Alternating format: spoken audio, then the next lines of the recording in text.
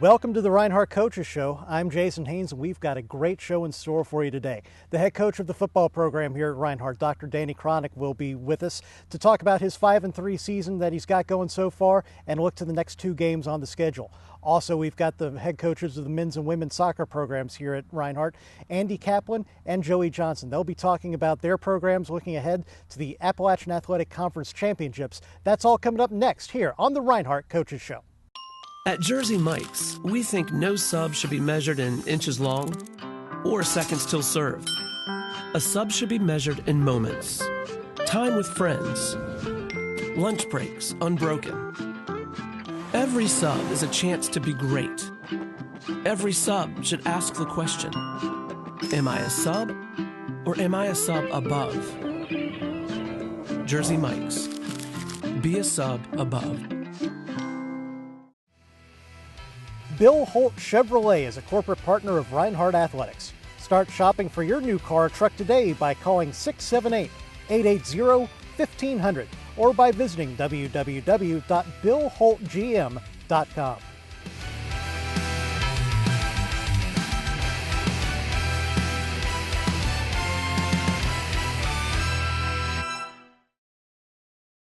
Shape your life and build your future at Reinhardt University. Learn in small classes taught by professors who build community as they share knowledge. Make your home on Reinhardt's beautiful campus or take classes at selected locations.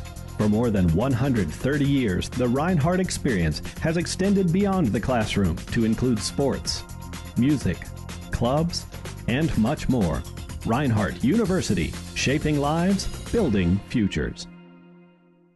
Welcome back to the Reinhardt Coaches Show. I'm Jason Haynes, and I'm joined at this time by the head coach of football here at Reinhardt University, Dr. Danny Cronic. And Coach, thanks a lot for joining us again today. Good to be with you, Jason. Now, it's your second year on the job, and as we tape this show, you're 5-3. You've already assured yourself you're not going to have a losing season. You're going to at least finish 500, as your second year in a row finishing at least with a 500 record. But right now, you've won 4 games in a row. You're sitting just outside the NAIA top 25. So far this year, what would you say have been a couple of highlights for your team? Well, I think one of the things, Lindsey Wilson, we beat them this year. In fact, at this point in time, we haven't lost to the same team twice, except in our first one, which was against Mercer. But I think probably looking back, that was a big battle. One that we lost, that 55-52 against Faulkner, I thought was still a pretty classic battle. Yeah. Your team's won 4 games in a row now at this point of the season with 2 games to go. What do you think has been the key to your recent turnaround? Well, offensively, we kind of been hitting on all cylinders, but I think we've also shown some improvement defensively. You know, looking at your team this year, I know a lot of publicity goes to your running backs and your quarterbacks and your wide receivers, people like that, and rightfully so. But your offensive line this year has really done a tremendous job. You've rushed for a ton of yards, you've put up a ton of points, and your quarterbacks have only been sacked 1 time so far this season through 8 games. Your offensive line play has to make you really happy. Yes, we're excited about that. James Miller is with us for the first year, and he is doing an outstanding job. But we also had some players back down in there. I get more compliments from other coaches about some of our offensive guards that Clay Swint would be one, and then all 5 of them are doing outstanding. I'm tickled to death with my offensive line.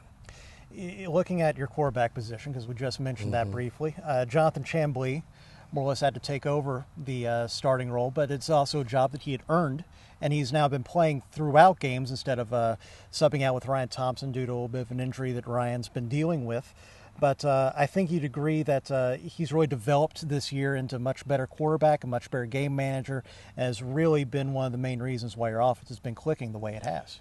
Jonathan, I think, is close to a 4-point student, so he's smart, and he manages the game well. Sometimes the fundamentals are not just exactly what we want, but I noticed we are putting up a lot of points. But now Ryan Thompson has had a bruised bone in his wrist, and it's been rather painful, and I guess it's on me. We were over there playing Bellhaven, and I wanted to see if we couldn't do a little something for the half, and he got sacked and had to hit on that hand again, and that threw him back to where he's starting all over again. But I think he'll get to play this week.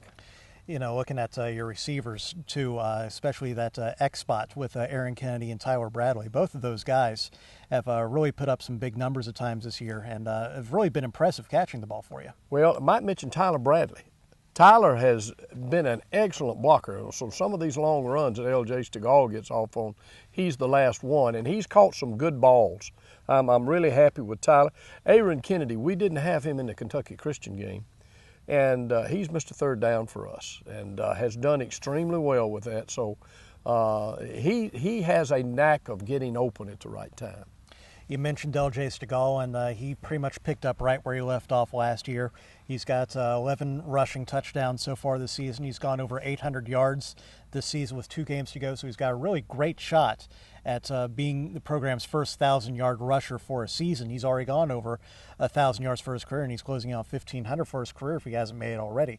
But while LJ has been great and he's been giving you some explosive plays, he's not the only guy who carries the ball for you. And you've got a lot of guys who can find a way to get that ball in the end zone. We have a lot of guys that are roles. They have roles to play. Nigel Curtis is in there. I think probably the defense kind of knows what's coming when they see Nigel in there.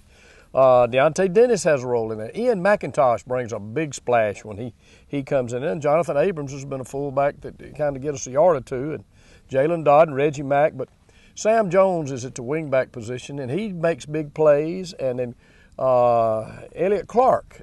Elliott just keeps making big plays. And Trey Phillips has done well, and I'm excited about all those guys that we're talking about.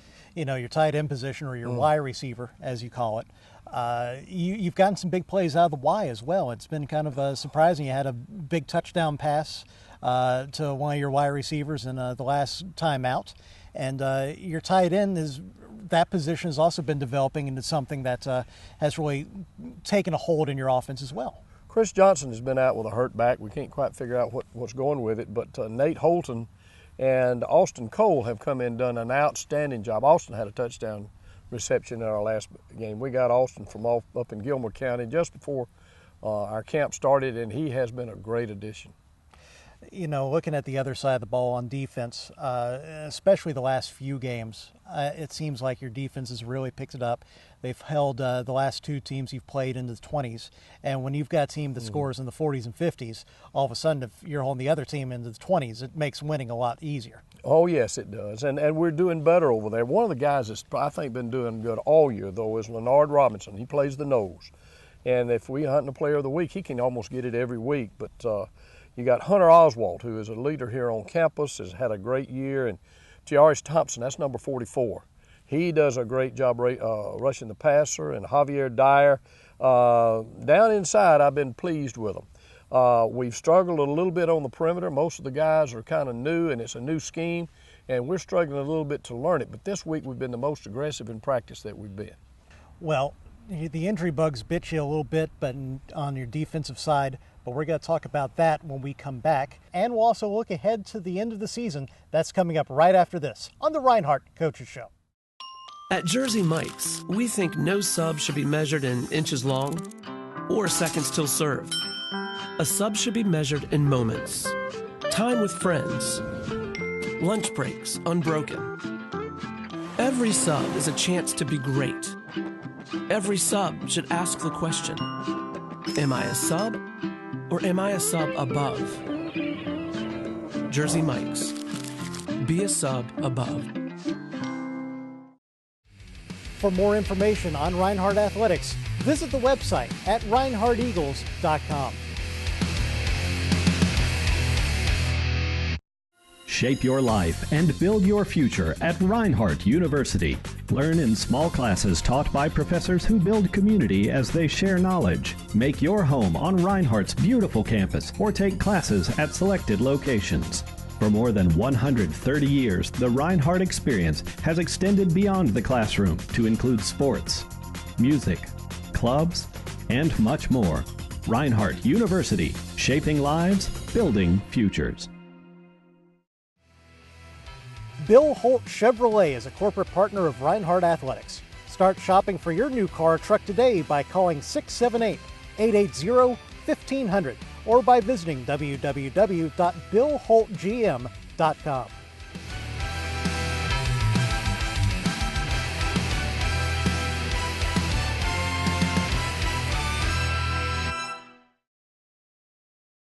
Welcome back to the Reinhardt Coaches Show. Still joined by Dr. Danny Cronic, the head coach here at Reinhardt University. And Coach, injuries have really played a factor in your team this year, especially on the defensive side of the ball.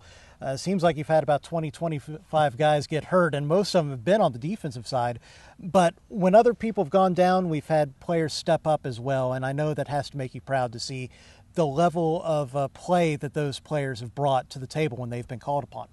Well, we're running a new defense, a 3-5, and it's a good bit of change from what we had last year. And my understanding of it is not as good as I'd like for it to be right now. But we have had some to come up in the place. We had the biggest adjustment, and where we had problems from loss from either grades or injuries was a lot in the perimeter of our defense.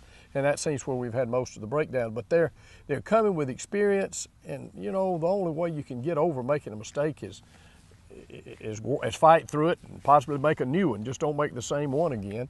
And I've been pleased with them. I think one of the guys that has stepped up and shown some leadership in that is D.G. Brown. That's number 10 that plays for us. And Marcus Miller's a freshman has come in and played at the Rover. I've been especially proud of his performance. I think my defensive down linemen have played pretty well, and our linebackers, got pretty much a new core of those. They're getting better as we come along. You know, I'm glad you mentioned Marcus Miller because he's somebody I want to talk to you about as well. He's the team leader in tackles as a freshman. I know that's something that makes you proud, not just this year, but looking ahead to what he can do in the future for you if he's that strong already. Well, he's a young man that came to us from Marist, and they have a good coaching staff there. He has his fundamentals in place. He's a good tackler, and that's something that's very important on the defensive side. Now, Jabari Nelson's also been playing well. He's getting better over there. Vashawn Washington from down at Etowah has been doing well, and Deion Shelton from Lafayette is doing well in the contain elements of what we're doing. Of course, Christian Hill has been playing well now for 2 years. And Damian Baker, the young man we got from Brunswick, Georgia, has really stepped up and done well in the perimeter. You know, your special teams, you've always been known, I guess, ever since last year with LJ getting those big returns. You've been known as a team that can be explosive on special teams when you're returning the ball. But this year, it's almost been a little bit of a role reversal because teams are being able to capitalize on special teams miscues on your side of the ball when you're kicking off. But it's something that you've really been focusing on and working on the past few weeks, and it seems to have gotten a bit better. I know it's not perfect yet, but I know it's a much more tolerable position where teams are starting back on their 25 instead of their 50. Well, we have been doing better. Now, we had one big snafu last week.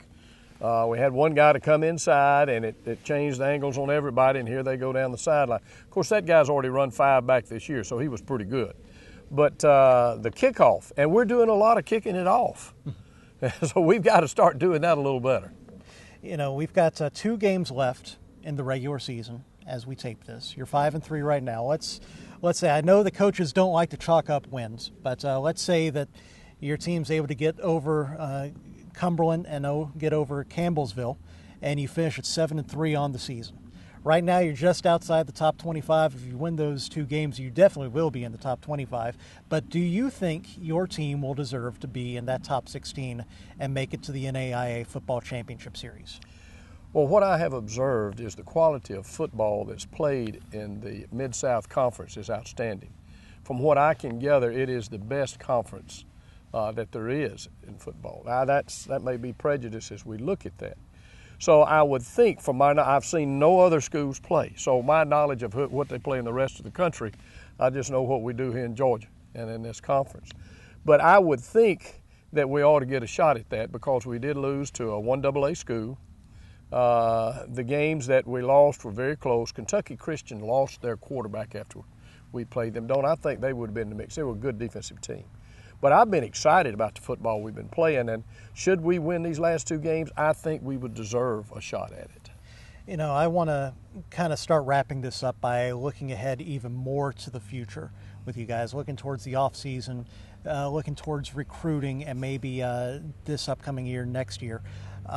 If you've got a chance to talk to a student athlete, let's say a student athlete is watching this right now, would-be student athlete, and they see this and they want to be a part of the football program you've got here, what would you tell that young man what you're looking for as far as a football player, or what would you tell them that they would need to do?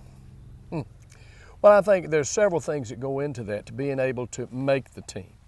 And the first is to be able to show up and show up on time. And that's something young people haven't gotten everybody gotten down yet. Show up on time and bring their A game on a regular basis and be physical. But to go along with that, they've also got to be able to work hard in the weight room and develop their bodies. They're not quite ready for the competition we're playing normally when a freshman gets here. They've got to be on time and do well in the classroom.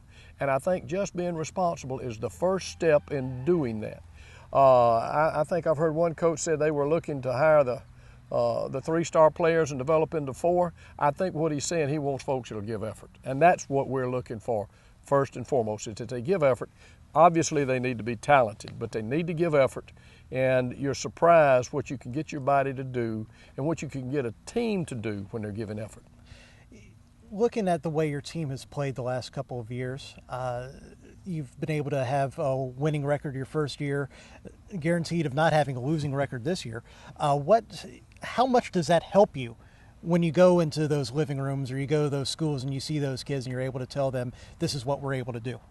Jason, when I came along, there were only two schools in the state of Georgia played football. That's Georgia and Georgia Tech. So if you couldn't make those two teams, you had to get out of the state to do that. I think still that's what a lot of people perceive is the quality of ball. I think the shows that are put on here on Saturday are very entertaining, and the quality of ball is a high level. It's not non-scholarship. They're getting after it. Their injuries because we get after it so hard. I think they would be hooked if they come watch a game. Well, there's one more game to watch here on campus this year against Campbellsville, November 15th, and that could very well be one of the biggest games of the year that your team has, but we've got a lot of confidence and faith in you guys. You'll be able to pull that off. Well, we're looking forward to it. We're going to be playing against a good team up in Tennessee. This coming back here for the last ball game, I'm hoping it's a big deal. Well, Coach, thanks a lot for joining us today. Appreciate it. Thank you. We'll be back with more after this. You're watching the Reinhardt Coaches Show. Jersey Mike Subs is proud to be a corporate sponsor of Reinhardt Athletics. Visit their location at 149 Reinhardt College Parkway in Canton, Georgia. Shape your life and build your future at Reinhardt University. Learn in small classes taught by professors who build community as they share knowledge. Make your home on Reinhardt's beautiful campus or take classes at selected locations. For more than 130 years, the Reinhardt experience has extended beyond the classroom to include sports, music, clubs, and much more. Reinhardt University, shaping lives, building futures.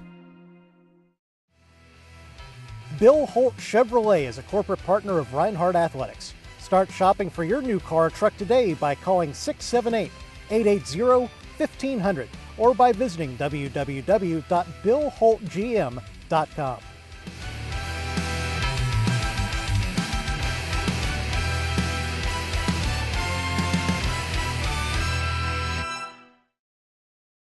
At Jersey Mike's, we think no sub should be measured in inches long or seconds till served. A sub should be measured in moments. Time with friends. Lunch breaks unbroken. Every sub is a chance to be great. Every sub should ask the question, am I a sub or am I a sub above? Jersey Mike's. Be a sub above. The Reinhardt women's soccer program has built a tradition of excellence. They've won conference championships in 2 of the past 3 years, and this year they have a 12-3-1 record heading into the Appalachian Athletic Conference Championship quarterfinals. On the men's side, they're having the best year in program history. New head coach Joey Johnson has brought the team to the #1 seed in the AAC championships and a top 25 ranking for the first time in program history as they have a 12-2-1 record. I'm joined at this time now by the head coach of the women's and men's soccer teams here at Reinhardt, Lady Eagles head coach Andy Kaplan and head coach of the men's squad Joey Johnson. Coaches, nice to meet you today. Good to see you out here today. Thanks for joining us. Coach Kaplan, I want to start with you because this is another season where you've been able to build a tradition of excellence, throughout the past few years, but it's showing up again this year. What do you think has been the key to having a team full of pretty much all Georgia girls on your roster compete for yet another conference championship? I think there's a couple factors to it.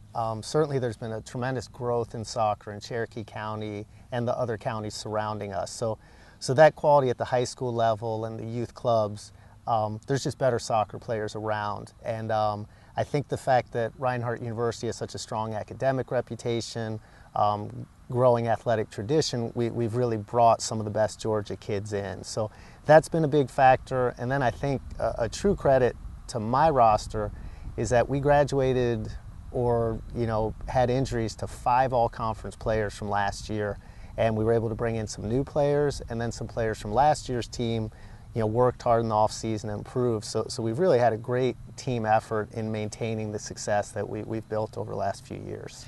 Now, Coach Johnson is a little bit different from you, but it's kind of similar as well. You have a great reputation from your time up at Bryan College as being part of the Appalachian Athletic Conference. But you've come here in your first year here with the Eagles. You've been able to turn this program around, a team that lost in the play-in game last year for the AAC. All of a sudden now they're the #1 seed for the Appalachian Athletic Conference Championships. What do you think has been the key to your success this year? Without question, the key has been the leadership of our seniors, and all credit must go to the players. Point them in the right direction, and they've really taken it and run with it and continue to improve standards and just the quality of character that they're displaying has been top notch. So the leadership from inside the team and the players have really just bought into trying to reach our full potential. So all credit goes to them. Now, really, this question is for both of you, but I'm going to start with Coach Kaplan first.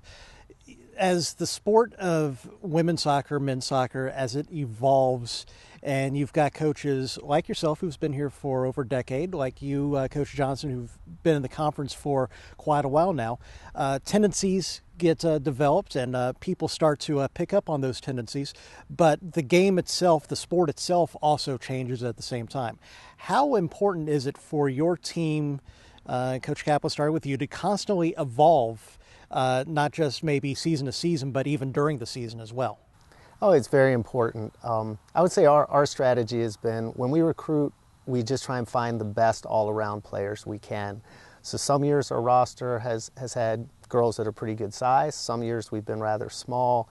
For example, last year we were actually a pretty slow team, but we were very skillful. So we played a game where we emphasized a lot of ball possession, and it was effective. This year, all of a sudden, we brought in some fast players, so we've really changed where we're a lot more direct. We hit the ball long and really try and use our speed to get behind people. So we change quite a bit based on what personnel we have.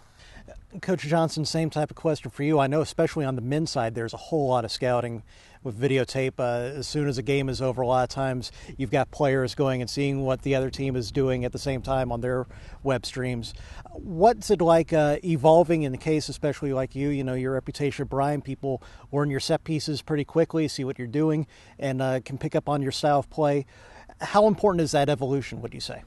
Yeah, I think it's critical to continue to be unpredictable. I think the first step is evaluating the pieces that you have, evaluating your own strengths and weaknesses, and then begin to put together the pieces in a manner that can be unpredictable year to year.